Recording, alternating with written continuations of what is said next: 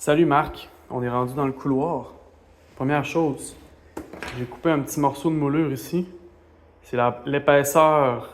Ça, c'est un cadrage, là, mais ça va être l'épaisseur typique de nos moulures. Là. Fait que c'est à titre de référence. Tu as besoin de checker des fois si la moulure va cacher, tu peux prendre celle-là. Ou si ton cadrage arrive à la bonne place, comme ici, ben, tu peux prendre ce bout de moulure-là. Ça peut être pratique, je te le mets là. Ensuite, j'ai placé mon premier morceau ici. Tu vas voir qu'il y a une petite... Il croche un petit peu, mais c'est voulu. C'est pour qu'il soit, dans le fond, bien aligné avec le mur ici, vu que c'est le bout de plancher qu'on voit en montant. Ça va être avec ce mur-là qu'on va se mettre droit. Donc, normalement, tes morceaux de bois ici devraient suivre pas mal la courbe du mur, si on veut. Fait que si tu les mets là, un par un, ils vont peut-être s'éloigner un petit peu du mur tranquillement, mais pas trop. C'est-à-dire pas plus que 5-8 le passage de notre moulure. Donc, pour se starter, à partir d'ici, à peu près, tu vas pouvoir te mettre des blocs de 1 demi-pouce. Ici, ça rentrera peut-être pas, mais tu peux te mettre quand même des morceaux de bardeau pour que ça tienne. Malgré que celui-là, il est collé, là, il ne bougera pas, là, d'après moi. Fait que tu peux continuer ici. Si tu te rends jusqu'ici,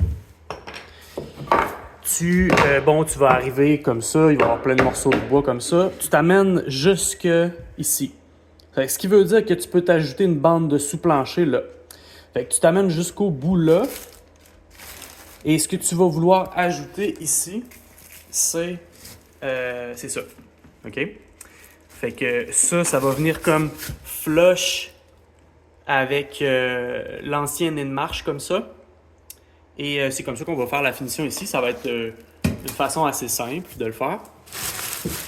Après ça, l'autre enjeu, ça va être quand on va arriver proche de notre garde. Tu vois que notre plancher, il n'est pas tout à fait la même hauteur là, que la moulure du garde. Donc, ça, ce que tu peux faire... Laisse-moi réfléchir une minute. J'essaie de regarder. Ici, là, on devrait arriver pas mal flush. OK, fait que tu vas enlever... Dans le fond, ça, c'est comme une moulure. C'est comme un genre de corderon. Fait que ça, tu peux carrément l'enlever puis faire à côté ton plancher direct après le garde. Okay? Fait que ça va devenir vraiment comme à côté de même.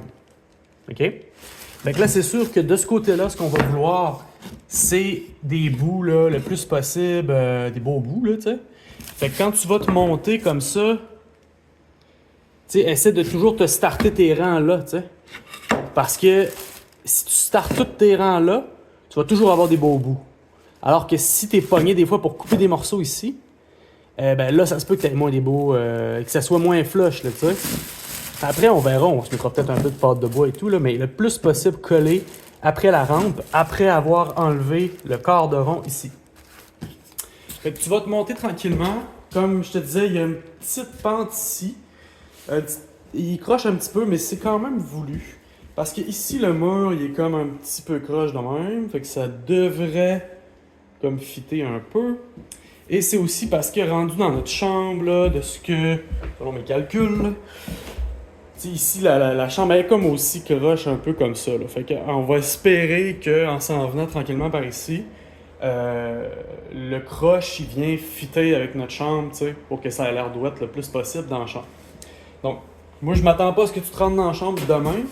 Fait que, moi, dans le pire des cas, si je vois que dans la chambre, ça a l'air fou, quand on commence à faire la chambre, je vais me travailler un morceau qui sera pas égal, tout le long, le genre de morceau que je vais déligner un peu, qui va me remettre douette pour la chambre. Mais tu vas probablement demain te rendre jusqu'ici. Donc, si c'est le cas, ici, j'ai installé, dans le fond, le vinyle. Et le plancher de bois, normalement, il est pas mal la même hauteur. Fait qu'il va arriver pas mal fit. Puis, tu peux mettre, si tu as le temps, là, tu coupes, dans le fond, ça au buffer ou carrément avec la scie onglet. Puis tu viens mettre ton joint de plancher, ton joint de métal, là, qui cache, dans le fond, le gap entre les deux planchers. Fait que ici, c'est moins grave si tu as moins des belles coupes parce que ça va être caché. Puis même chose sur le bord du mur, c'est caché quand même par une moulure de 5/8 qui est relativement épaisse. Donc, moi, en expérimentant là, le plancher puis en demandant quelques conseils, on m'a dit que c'était mieux de garder finalement là, un gap d'une demi aussi aux extrémités. Fait que le plus possible, essayer de garder un gap d'une demi. Puis de mettre des bouts de bois si tu veux être sûr de la largeur. Sinon, écoute, j'ai posé une partie du plancher sur le bord des murs. Là. Tu sais, à un moment donné, tu arrives sur le bord des murs, tu peux plus utiliser la taqueuse. Puis j'ai fini par les poser avec ça. Puis ça fonctionne quand même assez bien. Donc, tu vas taquer plus sur la lip à l'intérieur du morceau. Puis ça passe quand même assez bien. Puis si tu es proche du mur, puis que tu sais ça va être caché par une moulure, même un clou va passer au travers de la planche. Même si c'est juste un petit clou de finition. Il y en a une coupe ici, puis il y en a d'autres en bas. Sinon, dans le pire des cas, tu peux percer, puis clouer à la main, comme j'avais fait avec toi au début. Mais comme je te dis, ça se peut très bien que tu sois bien correct avec la taqueuse de finition. Des fois, elle est capricieuse un peu, là, mais moi, ce que je fais quand elle se met à chier, j'ai comme pris l'habitude d'ouvrir le chargeur, de le refermer, puis ça finit par marcher. Fait que je t'ai ouvert des boîtes de bois là. Si t'en as besoin d'autres, il y en a d'autres dans l'autre chambre. Il y a le sous-plancher là. Si des fois tu trouves qu'il y a des spots sketch qui nécessiteraient d'être plus solides, ben tu peux ajouter un peu de colle à plancher. Ça m'a servi à une coupe de spots. Entre autres des spots où je pouvais pas utiliser la taqueuse à plancher. Puis que c'était des petits morceaux délignés. Ben, j'ai mis un peu de colle pour solidifier le tout. Tu devrais avoir des broches en masse aussi. J'ai une boîte là. Puis j'ai 2 autres boîtes en arrière de l'aspirateur. Tiens, fait que c'est pas mal ça. Si t'as des questions, reviens-moi. Puis, ah oui, ben, le plancher, il doit être en dessous de nos cadres de porte. Fait que si comme par exemple, ton cadre ne serait pas assez haut, je pense qu'il va être assez haut, lui, là, ben, tu le coupes au wing-wing, là. Puis, c'est ça. Pour ce qui est des bardeaux de cèdre, il y en a là un peu. Sinon, il y en a d'autres en bas. Le gabarit, écoute, je l'utilise même pas finalement. Je coupe les morceaux direct de même. Même que j'ai pas de main dans les airs, tu sais, puis je les coupe. Là, puis... Fait que ça peut des fois faire une coupe un peu laite, là, mais comme je te dis, si c'est caché en dessous de la moulure, on s'en crisse un peu. Si tu vois des morceaux plus laids avec des gros nœuds, ben mets-les de côté, on les mettra dans le garde-robe de la petite chambre. Voilà.